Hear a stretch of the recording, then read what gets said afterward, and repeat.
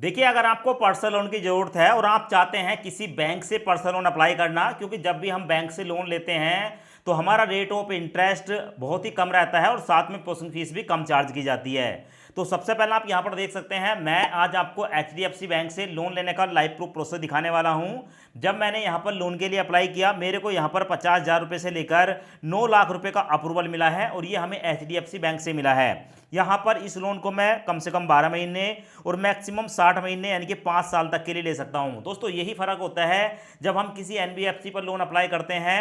वहाँ पर अगर आप बड़ा लोन लेंगे तभी आपको ज़्यादा समय के लिए मिलेगा, पर अगर आप बैंक से लोन अप्लाई करते हो तो छोटा लोन भी आपको ज़्यादा समय तक के लिए मिल जाता है। साथ में यहाँ पर आप देख सकते हैं हमारा जो रेट ऑफ इंटरेस्ट है वो 12% साल का निकल कर आया है, यानी कि 1% के आसपास महीने का रेट ऑफ इंटरेस्ट, यानी कि बहुत ही कम ब्याज पर हमें ये लोन ऑफर हो रहा है। सो यहाँ पर आप देख सकते हैं ऑलरेडी ये लोन मैंने अप्लाई कर दिया। ये जो लोन है हमारे बैंक अकाउंट में क्रेडिट भी हो चुका है। यहाँ पर देखने को मिलेगा कांग्रेचुलेशन मेरा नाम, और 1,61,000 रुपए का जो लोन है वो हमने यहाँ पर अप्लाई किया है। तो दोस्तों, HDFC बैंक से लोन कैसे लेते हैं, लोन लेने का सही प्रोसेस क्या होने वाला है, आज की इस वीडियो में मैं आपको लाइव प्रूफ बताने वाला हूँ। और HDFC बैंक से लोन अप्लाई करने का जो डायरेक्ट लिंक है वो भी आपको वीडियो के डिस्क्रिप्शन में मिल जाएगा। पर उससे पहले आप इस वीडियो को कंप्लीट देख लें ताकि लोन अप्लाई करते समय आपसे कोई मिस्टेक ना हो पाए और आप सही से लोन अप्लाई कर सकें। लोन अप्लाई करने के लिए सबसे पहले आप यहाँ पर अपना फोन नंबर डालेंगे। फोन नंबर वही डालें जो आपके आधार कार्ड के साथ लिंक हो। उसके बाद यहाँ पर आप अपनी डेट ऑफ बर्थ डालेंगे, डेट मंथ ईयर यहाँ पर सेलेक्ट करेंगे और उसके बाद दोस्तों आप जो है ऊपर स्क्रॉल करेंगे। स्क्रॉल करने के बाद आपके सामने आता है योर सोर्स ऑफ इनकम, यानी कि आप क्या काम करते हैं। सबसे पहले आपके सामने आएगा सैलरीड, अगर आप किसी कंपनी में जॉब करते हैं, ठीक है, और सैलरी आपके बैंक खाते में आती है, आप एक सैलरीड कस्टमर हैं, तो आप पहले वाले ऑप्शन को सिलेक्ट करेंगे। और अगर आपको लगता है कि आप सैलरीड कस्टमर नहीं हैं, आप एक सेल्फ एम्प्लॉय हैं या आपका कोई बिजनेस है या आप प्रोफेशनल हैं, तो आप जो है यहाँ पर सेकंड वाले ऑप्शन को सिलेक्ट करेंगे। उसके बाद दो चेकबॉक्स देखने को मिलेंगे, दोनों को सिलेक्ट करेंगे और उसके बाद यहाँ पर देखने को मिलेगा व्यू लोन एलिजिबिलिटी, इस पर आप क्लिक करेंगे। अब क्लिक करते ही आपके मोबाइल नंबर पर एक OTP आएगा, उस OTP को यहाँ पर डालेंगे। OTP डालने के बाद सबमिट OTP पर क्लिक करेंगे और जैसे ही आप सबमिट OTP पर क्लिक करते हैं उसके बाद आपके सामने ये वाला इंटरफेस आता है। अब यहाँ पर आपको अपनी पर्सनल डिटेल बतानी होती है, तो सबसे पहले आप यहाँ पर देखेंगे योर पैन नंबर, अपने पैन कार्ड का नंबर यहाँ पर डालेंगे। उसके बाद आपके पैन कार्ड पर जो आपका नाम है, फर्स्ट नेम यहाँ पर डालेंगे और लास्ट नेम यहाँ पर डालेंगे। अब उसके बाद आपके सामने आएगा योर जेंडर, आप मेल हैं, फीमेल हैं या ठीक है किसी और जेंडर में आते हैं, यहाँ पर आप सेलेक्ट कर लेंगे। उसके बाद है योर पर्सनल ईमेल आईडी, अपनी एक जीमेल आईडी यहाँ पर डालेंगे और उसके बाद है टाइप ऑफ लोन। यहाँ पर आप जब क्लिक करेंगे तो आपके सामने मल्टीपल ऑप्शन आते हैं, जैसे क्या fresh loan, balance transfer, exiting loan या एग्जिटिंग टॉप अप लोन। तो यहाँ पर दोस्तों हम पहली बार अगर लोन अप्लाई कर रहे हैं तो यहाँ पर हमारे सामने जो है ना फ्रेश लोन, इस पर हम क्लिक करेंगे। क्लिक करने के बाद यहाँ पर हमारे सामने आता है योर करंट रेजिडेंट एड्रेस, तो यहाँ पर हमें अपना एड्रेस डालना होता है। तो सबसे पहला अपना एड्रेस यहाँ पर डाल देंगे, ठीक है। उसके बाद अपना पिन कोड डालेंगे, अपनी सिटी बताएंगे, अपना स्टेट सेलेक्ट करेंगे और रेजिडेंट टाइप में आपका अपना घर है या रेंट का है, यहाँ पर आप सेलेक्ट कर लेंगे। अब ऊपर स्क्रॉल करने के बाद आपके सामने ये वाला ऑप्शन आएगा, इस चेकबॉक्स को सिलेक्ट करेंगे और उसके बाद है एम्प्लॉयमेंट डिटेल, यहाँ पर है योर एम्प्लॉयमेंट कंपनी नेम, आप जिस कंपनी में जॉब करते हैं उस कंपनी का नाम यहाँ पर डालेंगे। उसके बाद फिर से ऊपर स्क्रॉल करेंगे। उसके बाद आपको यहां पर देखने को मिलेगा your monthly net income salary, यानी कि आपकी एक महीने की कितनी सैलरी है या कितनी इनकम है, यहां पर डाल देंगे। उसके बाद है योर ऑनगोइंग मंथली EMI, अगर आपने कहीं और से लोन लिया है और आपकी EMI चल रही है तो यहां पर आप उसकी अमाउंट डाल देंगे और अगर कोई भी लोन आपके ऊपर नहीं है तो आप यहां पर 0 टाइप करेंगे।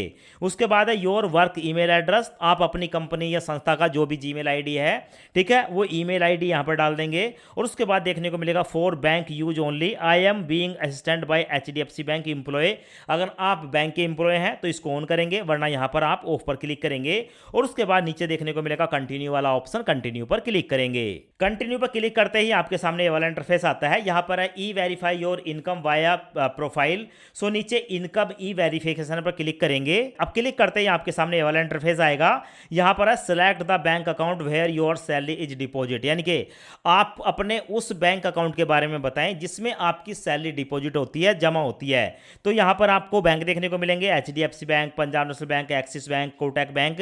या तो आपको ऊपर बैंक देखने को मिल रहा है तो यहाँ पर सेलेक्ट कर सकते हैं, वरना यहाँ पर आपको सर्च का एक ऑप्शन देखने को मिलेगा, यहाँ पर आप क्लिक करके अपने ठीक है बैंक को सर्च कर सकते हैं। तो यहाँ पर आप देख सकते हैं हमने जो अपना बैंक है उसको सेलेक्ट कर लिया है, स्टेट बैंक ऑफ इंडिया यहाँ पर हमारा आ चुका है।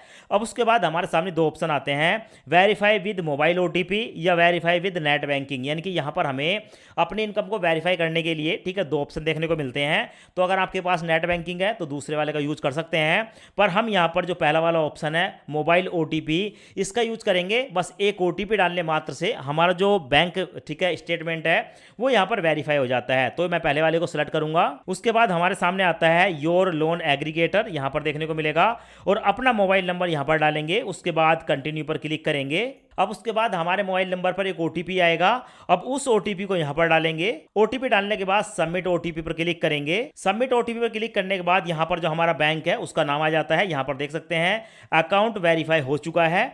अब यहां पर नीचे देखने को मिलेगा कंटिन्यू वाला ऑप्शन, कंटिन्यू पर क्लिक करेंगे। कंटिन्यू पर क्लिक करने के बाद हमारी जो बैंक है उसकी पूरी डिटेल यहाँ पर आ जाती है, हमारा अकाउंट नंबर सारी A to Z सारी डिटेल आ जाती है, और सिक्योरिटी पर्पज से मैंने यहाँ पर इसको ब्लर कर रखा है। अब यहाँ पर आपको नीचे एक ऑप्शन देखने को मिलेगा अप्रूव कंसेंट, जैसे मैं इस पर क्लिक करूंगा तो ऑटोमेटिक ठीक है हमारा जो बैंक खाता है, ठीक है हमारा जो बैंक स्टेटमेंट है, हम अपने बैंक में कितना लेन देन कर रहे हैं, वो यहाँ से ऑटोमेटिक उसको वेरीफाई कर लिया जाता है, और ये पता लगा लिया जाता है कि हमारी बैंक में कितने पैसे आते हैं और हमारी इनकम कितनी है। तो यहाँ पर मैं एक बार अप्रूव कंसेंट पर क्लिक करूंगा, और अप्रूव कंसेंट पर क्लिक करते ही यहाँ पर हमारा जो भी लोन का ऑफर होगा वो निकल कर हमारे सामने आ जाएगा। तो फिलहाल आप यहाँ पर देख सकते हैं, आपके सामने है, हमारे सामने हमारा लोन का जो ऑफर है वो निकल कर आ चुका है, और यहाँ पर है लोन अमाउंट 50,000 रुपए से लेकर 9 लाख रुपए के बीच, यानी कि मेरे बैंक स्टेटमेंट के आधार पर यहाँ पर मेरे को जो लोन का ऑफर मिला है, मैं यहाँ पर कम से कम 50,000 रुपए और मैक्सिमम 9 लाख रुपए का लोन ले सकता हूँ, यहाँ पर आप देख सकते हैं। और साथ में देखने को मिलेगा इस लोन को मैं 12 महीने, 24 महीने, 36 महीने, 48 महीने और मैक्सिमम 60 महीने के लिए ले सकता हूं। तो ऐसे ही आपका लोन का ऑफर निकल कर आएगा। अब आपको क्या करना है, यहां पर आपको ड्रैग करना है, या यहां पर आप अमाउंट डाल सकते हैं, जितना लोन आपको चाहिए, जितने की आपको जरूरत है आप उतनी अमाउंट यहां पर डालेंगे। बस अमाउंट डालने के बाद यहां पर आप अपना टेन्योर सेलेक्ट कर लेंगे। टेन्योर सेलेक्ट करने के बाद आपकी जो मंथली EMI है वो यहां पर देखने को मिलेगी। अगर मैं यहां पर 1,61,000 रुपए का लोन 24 महीने यानी कि 2 साल के लिए लेता हूं, तो मेरी जो मंथली EMI है 7,598 रुपए की पड़ेगी, और मेरा जो रेट ऑफ इंटरेस्ट निकल कर आया है वो 12% निकल कर आया है साल का। आप यहां पर देख सकते हो 12.25%, यानी कि 12% का ब्याज लगाया जा रहा है मेरे को 1 साल का। और अगर हम महीने से कैलकुलेट करेंगे तो महीने का ब्याज निकल कर आया है 1%।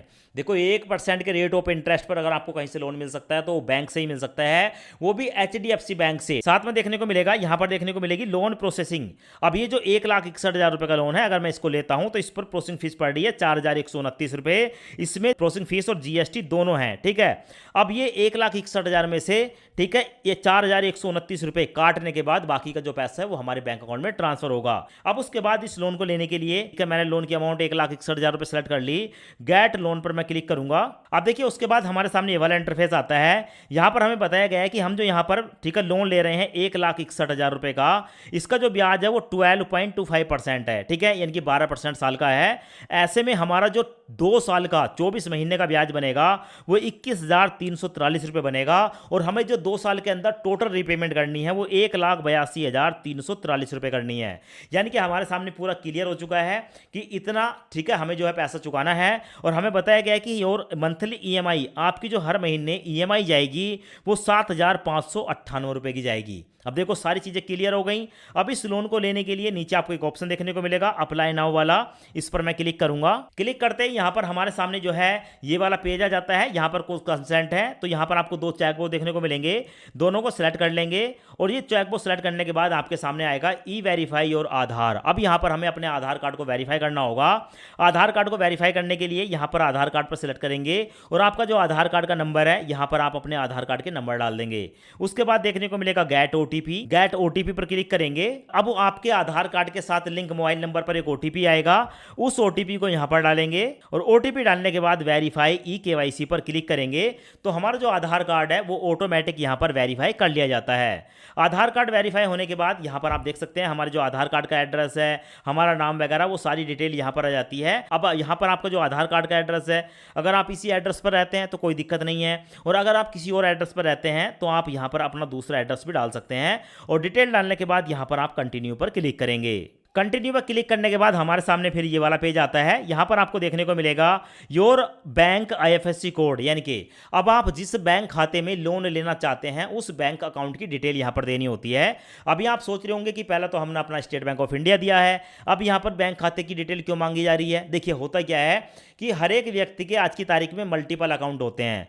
कुछ बैंक खाते ऐसे होते हैं जिनमें वो ज़्यादा इनकम करते हैं या जो भी उनका मोटा पैसा आता है वो अलग बैंक खाता होता है, और कुछ ऐसे बैंक अकाउंट होते हैं जिसको वो डेली मर्रा में यूज करते हैं।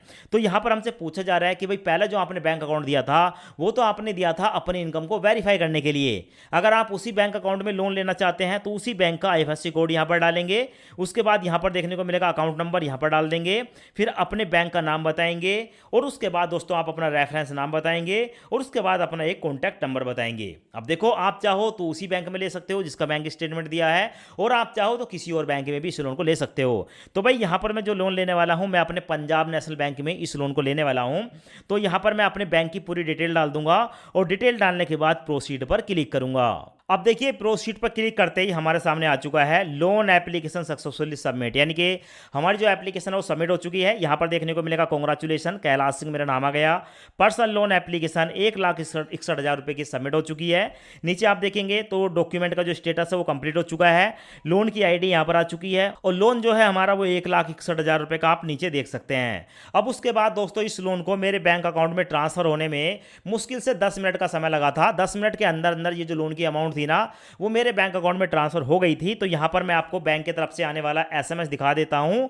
तो सबसे पहले आप यहाँ पर देख सकते हैं, आपको देखने को मिलेगा मेरा बैंक खाता नंबर आ गया, 1,56,871 रुपये आ गए। यहाँ पर आपको देखने को मिलेगा